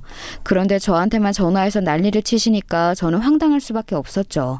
전화해서 저를 혼내시면서도 남편한테는 이 이야기 절대 하지 말라고 하시는데 제가 그럴 필요가 있나요? 그날 저녁에 바로 남편한테 이야기를 했습니다. 시어머니가 이러이러한 용건으로 전화해서 나를 혼냈다. 그런데 난 납득이 되지 않는다라고요. 남편은 얼굴이 시뻘개지더니 미안하다면서 저한테 대신 사과를 했어요. 사실 남편한테 사과를 받을 이유는 없었기 때문에 제가 도리어 남편한테 미안하더라고요.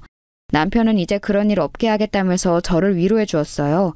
그러고 나서 며칠 뒤에 아마 남편이 시어머니한테 전화를 했던 모양이에요. 그로부터 얼마간은 시어머니가 거의 연락도 안 하시고 잠잠하시더라고요. 그런데 그해 시어머니 생신 때가 다가오니 또 걱정이 되기는 했어요.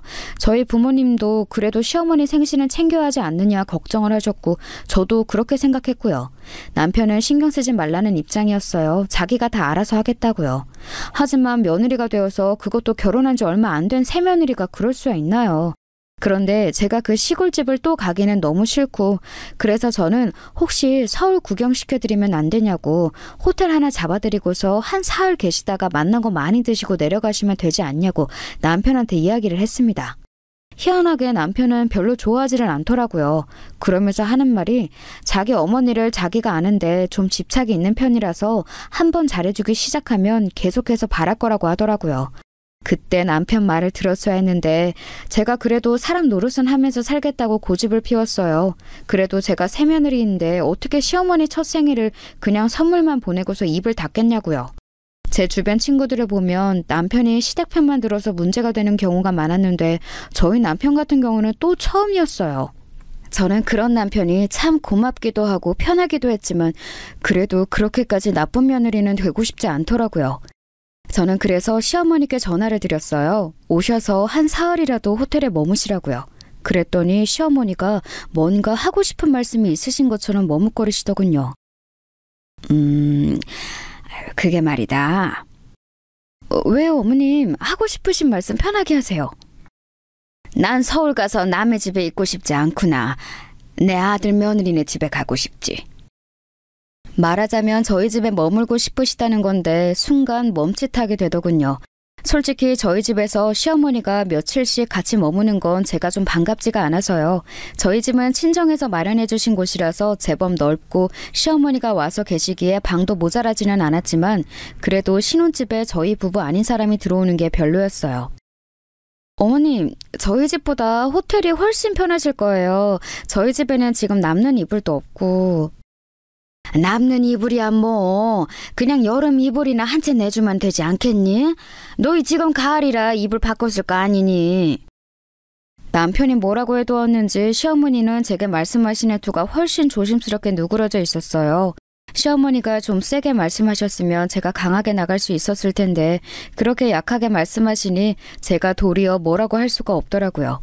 네가 결정하는 대로 따르겠다는 듯한 그 말투로 어른이 말씀하시니까 들어야 할 것 같은 거예요. 그래서 저는 좀 난처해하다가 결국은 시어머니께 집으로 오시라고 말씀을 드렸어요.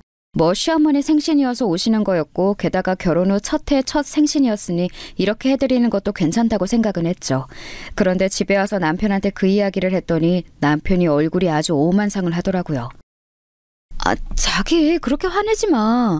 그래도 자기 어머님이신데. 아니 우리 어머니가 정말이지. 남편은 한숨을 푹푹 쉬었습니다. 저는 시어머니에 대해서는 잘 모르니까 남편의 반응이 의아할 수밖에 없었어요.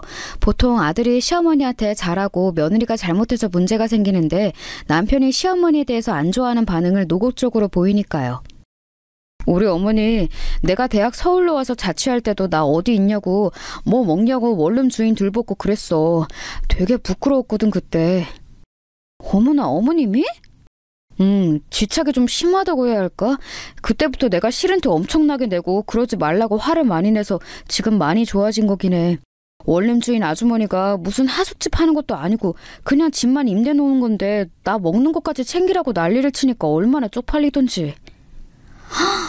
세상에 그랬구나. 난 몰랐어. 이번에는 어쩔 수 없지만 그 후에는 어머니랑 좀 거리를 둬야 해. 안 그러면 자기하고 나 같이 귀찮게 할 거야. 남편의 말은 이해가 되었어요. 좀 매정하게 들리기도 했지만 그 정도로 사람을 들볶는 성격이셨다면 남편이 학을 떼는 것도 이해가 가긴 했죠. 일단 말씀을 드렸으니 이번 생신은 어쩔 수 없지만 그 이후부터는 조심해야겠다는 생각이 들었습니다. 그리고 시어머니 생신날 시어머니를 모시고 집으로 왔어요. 기차역에 내린 시어머니를 모시고 올 때부터 남편 얼굴은 표정이 별로 안 좋더라고요. 저는 그래도 사근사근하게 시어머니한테 말을 붙였고 시어머니 역시도 전과는 다르게 상냥하게 대답을 해주셨어요. 가끔 남편 눈치도 보시는 걸 보니 그래도 남편이 많이 단도리를 해놓았구나 싶더라고요. 그런데 일이 그렇게 부드럽게만 진행될 리가 없었죠. 첫날 시어머니는 저희 집에 오셔서 둘러보면서 집이 너무 좋다면서 감탄을 하셨어요. 그런데 일단 소파에 앉으시게 하고 물을 가지러 제가 부엌으로 간 사이에 시어머니가 벌떡 일어나서 여기저기를 돌아다니면서 문을 열어보고 다니시는 거예요. 남편은 잠깐 뭘 사러 슈퍼에 나갔는데 시어머니 혼자서 안방문 열어보고 작은 방문 열어보고 그러다가 드레스룸까지 열어보시고서는 소리를 빽 지르시더라고요. 아니 너는 무슨 옷이 이렇게 많니? 신혼이면 돈 아껴야 모을 때인데 제정신이야? 네 남편이 벌어다 주는 돈으로 이렇게 옷을 많이 사면 어떻게 해? 어머니, 잠시만. 이거 제가 처녀적이 입던 옷들이에요. 결혼하고서 산 거 아니고요. 저는 당황해서 시어머니를 모시고 다시 방 밖으로 나오려고 했지만 시어머니는 드레스룸에 버티고 서서 옷을 막 거칠게 뒤적이면서 들추셨습니다. 남편이 없어서인지 말투나 행동이나 완전히 달라지시더군요. 마치 두 얼굴 같았어요. 솔직히 제 옷 중에 캐시미어나 실크로 된 게 많아서 함부로 만지는 걸 제가 안 좋아하거든요. 물론 한두 번 좀 거칠게 만진다고 옷감에 문제가 생기지는 않지만 제가 옷을 무척 소중하게 다루는 편이라서요. 그런데 시어머니는 옷을 마구 뒤적거리면서 뭐 이런 옷을 사놨냐고, 이제 유부녀인데 옷도 좀 조신하게 얌전하고 풍신한 걸 입어야 한다면서 잔소리를 하시더라고요. 그래도 남편이 단도리를 해놔서 조심스러워하는 것 같더니 저하고 둘만 있으니까 또 고삐가 풀리시는 것 같았어요. 세상에 이게 뭐니? 이렇게 막 큰애들하고 붙는 옷을 입는다고? 너 남편 있는 애야. 그건 요새 안 입어요. 그냥 버리기 애매해서 가지고 있는 거예요.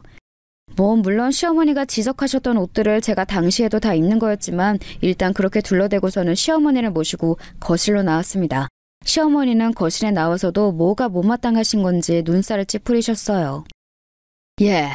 물론 너희 집이 첫눈에 딱 보기에는 너무 좋고 예쁘다만 이래서야 무슨 모델하우스 같아서 사람 사는 집 같지가 않구나. 밥은 좀 하는 거니? 부엌도 너무 아무것도 없구나. 어머님, 저희 그렇게 막 만들어 먹지는 않아요. 사다 먹는 게 많은 편이고. 이게 대체 무슨 소리니? 너희 남편이 얼마나 집밥을 좋아하는데 사다 먹다니? 시어머니가 그 말에 펄쩍 뛰시더군요. 마치 못 들을 말을 들으셨다는 듯한 태도였어요. 그래도 저희가 좀 경제적으로 여유가 있는 편이라 나름 좋은 데서 반찬을 사다 먹는 편이었거든요. 저는 요리에 자신이 없으니 좋은 반찬 사다가 플레이팅 예쁘게 해서 남편한테 차려주었고요. 남편은 그런 식탁을 꽤 좋아했어요. 제가 한 것보다 훨씬 맛도 있고 제가 직접 차리니까 정성도 느껴진다고요. 같이 마주 앉아서 밥 먹으면 되게 좋았거든요. 제가 특별히 힘쓸 일도 없었고요. 그런데 시어머니 입장에서는 아니었나 봐요. 한참이나 입이 터져서 잔소리를 하시는데 남편이 들어오더군요. 남편이 왔는데도 일단 잔소리가 시작되니 멈출 수가 없는지 시어머니는 저한테 끝없이 뭐라고 싫은 소리를 하셨습니다. 결국 남편은 들어와서 사온 걸 식탁에 풀어두다 말고 시어머니한테 돌아서서 얼굴을 굳혔어요. 어머니, 이제 그만 좀 하세요. 아니, 내가 잔소리를 하려는 게 아니라 얘가 너 밥도 안 해준다며. 네가 얼마나 집밥을 좋아하니? 그리고 너 양말도 회색만 신잖아. 근데 그것도 모르고 있고. 지금 하시는 게 잔소리고 집착이에요. 저희들이 지금 잘 살고 있어요. 그런데 어머니가 이렇게 갑자기 잔소리하면서 참견하시면 저희 생활이 흐트러지죠. 남편은 전에 없이 무서운 얼굴로 딱 잘라 말하더군요. 마냥 순하고 착하기만 한다고 생각했던 남편이 그렇게 시어머니한테 말을 하니까 굉장히 단호해 보이기도 하고 무섭기도 했어요. 그런데 동시에 저 사람이 저 보호해주려고 저런다고 생각하니까 저는 무척 기뻤었지요. 시어머니는 황당했는지 입만 우물거리시다가 곡 조용해지시더라고요. 결국 시어머니가 원래 사흘은 묵으시려고 했지만 이튿날 남편이 곧장 기차역으로 모셔다 드렸어요. 저는 좀 죄송스러워서 그래도 구경이라도 좀 하고 가시게 하라고 했지만 남편이 안 된다고 하더라고요. 시어머니는 남편 눈치를 보다가 저만 있을 때 와서 조용히 말씀하셨습니다. 내가 또 올 거다. 너희 집 알았으니까. 애미가 되어서 그것도 못하니? 저는 뭐라고 답을 할 수가 없었어요. 시어머니는 제가 원흉이라는 듯이 눈을 흘기고서는 남편 말 따라서 조용하게 기차역으로 향하는 차를 타시더군요. 뭔가 좀 찝찝하기는 했지만 그래도 별일이야 있겠나 했어요. 어차피 시어머니가 사시는 곳과 저희 서울집은 너무 멀어서 오가기도 힘들었거든요. 남편도 시어머니를 기차역까지 모셔다 드리고 와서는 제 어깨를 주물러주면서 조용히 미안하다고 했습니다. 자기 어머니가 혼자 자식을 기르며 살아서 너무 집착이 심한 게 문제라고요. 그걸 제외하면 좋은 분이니 너무 신경 쓰지 말아달라는 식으로 사과를 하더군요. 저는 뭐 그게 그렇게 큰 문제일까 싶어서 남편의 손등을 두드리면서 괜찮다고 했어요. 그런데 이게 정말로 문제가 될 줄은 꿈에도 몰랐죠. 왜냐하면 그로부터 한 달 뒤에 시어머니가 정말로 서울에 올라오셨더라고요. 평일 오후에 저는 취미로 삼은 그림을 그리면서 한가로운 시간을 보내고 있었는데 갑자기 누가 벨을 누르는 거예요. 그래서 조금 놀라서 나가봤더니 시어머니가 떡하니 서 계시는 거였죠. 아니 어머님, 연락도 없이 어쩐 일이세요? 시애미가 뭐 전화라도 미리 하고 와야 하느냐? 아들 며느리 집에 오는데 말이다. 시어머니는 정말로 저한테 연락도 없이 집으로 오셨더라고요. 저는 너무 놀랐는데 그렇다고 제가 시어머니한테 나가달라고 할 수는 없잖아요. 그래서 저는 일단 시어머니를 들어오시게 하고 차를 끓여드렸어요. 시어머니는 괜히 심술맞게 앉으셔서 저한테 배가 고프다고 하시더라고요. 집에는 뭐 드릴 게 없고 별 수 있나요? 배달 음식점에다가 전화를 해서 시키려고 하는데 시어머니가 갑자기 그러시는 거예요. 나도 며느리가 해준 밥 먹어보고 싶다. 밥 좀 해다오. 어머님, 저 요리를 잘 못해요. 잘 못하면 어떡하니? 네 남편한테는 어쩌고? 시어머니가 그렇게 말씀하시는데 정말 난감하더라고요. 그렇다고 앞에 떡하니 앉아서 말씀하시는 분 말을 그냥 안 들을 수도 없어서 저는 좀 난감한 채로 나와서 집안 마트에서 장을 봐서 들어왔어요. 평소에 밥을 거의 안 해먹기는 하지만 된장찌개 정도는 끓일 줄 알았거든요. 그런데 제가 음식하는 꼴을 보더니 시어머니가 혀를 차시는 거였어요. 너는 지금 시어머니가 왔는데 된장을 내놓으려는 게냐? 네 어머님, 혹시 된장 안 좋아하세요? 내가 시골 아짐이라고 된장만 먹게 생겼니? 어째 시어머니 대접도 할 줄은 몰라. 시어머니는 혀를 차셨고 저는 그것도 그런 것 같아서 얼른 나가서 소고기를 조금 더 사왔습니다. 고기라도 구워드리면 괜찮겠다 싶어서 그런 거였죠. 그런데 뭐 요리를 평소에 안 하다가 하는데 수월하게 될 리가 있나요? 시간은 더 걸리고 저는 허둥지둥 엉망진창이고 시어머니는 뒤에서 한숨을 푹푹 쉬면서 보고 계셨고요. 그런데 제가 왜 이 짓을 해야 하나 슬슬 짜증이 날 때쯤 칼퇴근한 남편이 문을 열고 들어왔어요. 아니 어머님, 여긴 어쩐 일로... 뭐? 서울 올 일이 있어서 생각나서 왔단다. 정말이에요? 그럼 미리 전화 연락이라도 하셨어야죠. 남편은 저보다 더 크게 싫은 기색을 하면서 말했습니다. 저도 이번에는 좀 짜증이 나더라고요. 시어머니가 처음 들이닥쳤을 때는 뭐 그런가 보다 했지만 음식까지 요구하고 하시니까 화가 올라왔어요. 남편이 그렇게 노골적으로 싫은 기색을 하니 시어머니도 조금 기가 죽은 기색으로 남편 눈치를 보았고 남편은 더 말하기 싫다는 듯 시어머니의 짐을 대충 다 싸서 시어머니 손을 잡고서 현관 밖으로 나섰습니다. 시어머니가 뭔가 말하려고 했지만 남편은 귀찮다는 듯이 싫다고 했어요. 그 말투가 평소와는 달리 무척 거칠어서 저도 좀 놀랐지요. 현관 밖을 나가서도 엘리베이터를 기다리며 남편이 화를 내는 목소리가 들려올 정도였으니까요. 남편은 시어머니를 기차역까지 모셔다 드리고 와서 저한테 미안하다면서 부드럽게 사과를 했습니다. 뭐 저도 좀 화가 났었긴 했지만 남편은 잘못이 없었으니까요. 도리어 저를 좀 보호해주려고 노력하는 게 보여서 화가 가라앉았어요. 저는 괜찮다고 다시 안 그러시면 되지 않냐고 남편을 진정시켜 주었습니다. 그런데 문제가 계속 일어났죠. 이런 식으로 갑자기 찾아오는 분들은 보통 자기가 잘못하고 있다는 걸 모르신다고 하더라고요. 저희 시어머니가 딱 그 짝이었습니다. 아예 연락 없이 갑자기 자식 집에 오는 것 자체가 문제라는 걸 인지하지 못하시는 것 같았어요. 초반에는 남편만 화를 내고 저는 그냥 참는 쪽이었는데 점점 더 저도 삐딱선을 타게 되었죠. 시어머니가 아무런 말도 없이 불쑥 찾아와서 문을 열라고 너네 집에 들어가겠다고 하시는 게 한 5번이 넘어갈 무렵에는 진짜 화가 나더군요. 시어머니는 그렇게 찾아와서 뭐 하시는 것도 없었어요. 남편이 일찍 오는 날은 그저 차 한 잔만 마시고 남편 얼굴만 보고 순순히 일어나서 나가셨고 남편이 늦게 오는 날은 식사까지 마치고서 남편 오는 거 보고서 가셨죠. 지금 생각하면 좀 희한하기는 했어요. 남편 얼굴을 보고 나면 그렇게 버티는 것도 없이 일어나서 곧장 내려가셨으니까요. 시어머니 사시는 곳에서 서울까지 얼마나 먼지를 생각하면 더욱이나 희한했죠. 사실 저도 시어머니의 그런 행동을 보면서 저것이 모정인가 싶더라고요. 얼마나 멀리 사는 아들이 보고 싶으면 저러실까 싶어서요. 하지만 남편은 점점 더 정이 떨어지는 것 같았어요.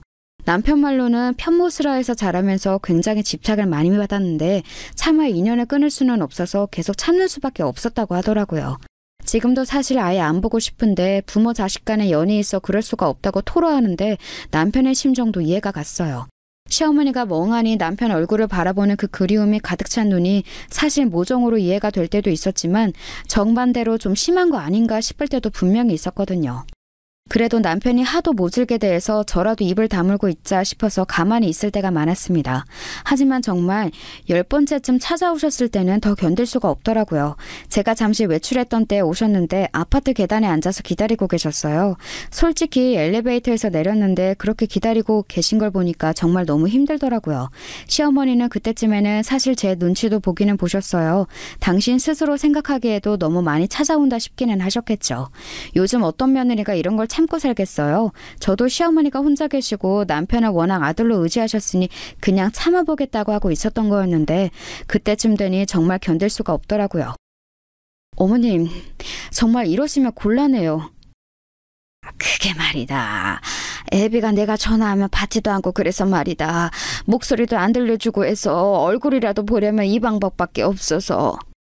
시어머니는 미안하신지 제 눈을 마주치지 않고 웅얼대시더군요. 물론 아들내미 보고 싶으시겠죠. 평생 정성을 다해 키워온 아들이니까요. 하지만 그렇다고 해서 이렇게 아무 연락도 없이 불쑥불쑥 찾아오시는 건 좀 곤란하잖아요.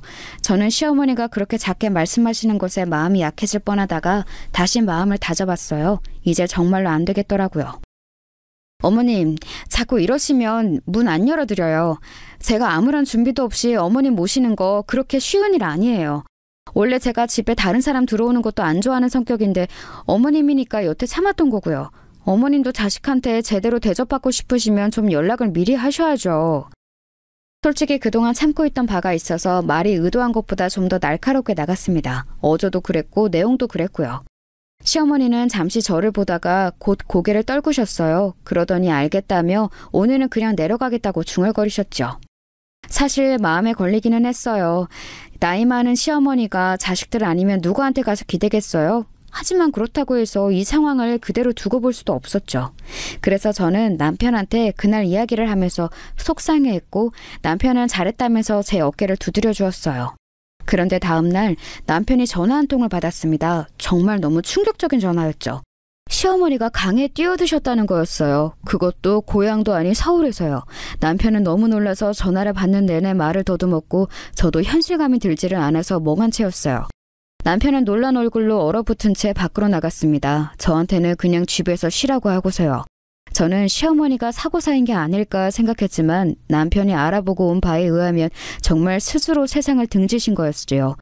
지난밤에 혼자 한강가에 앉아 계시다가 뛰어드신 걸로 보인다고 했어요. 누가 봐도 명백한 일이었기에 변명의 여지가 없었죠. 장례식을 치르면서도 이게 현실인가 싶었습니다. 남편도 어안이 벙벙한지 슬프다기보다는 당혹스러운 얼굴이었고요. 저도 남편도 한동안 충격에서 헤어나올 수가 없었습니다. 시어머니가 저희한테 박대받았다고 생각해서 세상을 떠나신 거라는 건 누가 봐도 알 수 있었어요. 하지만 저나 남편 입장에서는 쉽사리 납득이 되지 않더라고요. 저도 남편도 그래도 참을 만큼 참았고 그저 연락 없이 오지 마시라는 말씀을 약간 센 어조로 드린 것뿐이었는데 말이에요. 남편은 장례식이 끝난 후 일주일 정도 지난 뒤에 생각이 정리되었는지 이야기를 하더라고요. 자기 때문은 아니야. 나 때문이야. 유일한 아들이 이제 남이 된다고 생각하신 것 같아. 어느 정도는 사실이고. 남편은 차분하게 결혼하고 가정을 꾸린 아들이 독립된 존재로 살아가는 걸 시어머니가 못 견딘 것 같다고 말하더군요. 저도 그 말이 맞는 것 같았어요. 시어머니는 남편한테 정말 매달리다시피 애처롭게 구셨으니까요. 동시에 왜 그런 선택을 하신 건지 조금 원망스럽기도 했지요. 저는 못할 말을 한 건 분명 아니었는데 이렇게 큰 죄책감에 시달려 하니까요. 지금도 사실 시어머니한테 원망과 슬픔이 동시에 들고 있어요. 그 이후로 남편과는 시어머니에 대한 이야기를 조금도 하지 않고 살고 있지만 여전히 마음 한구석은 조금 찜찜하답니다. 여러분이 생각하시기엔 제가 잘못 처신한 것 같은가요?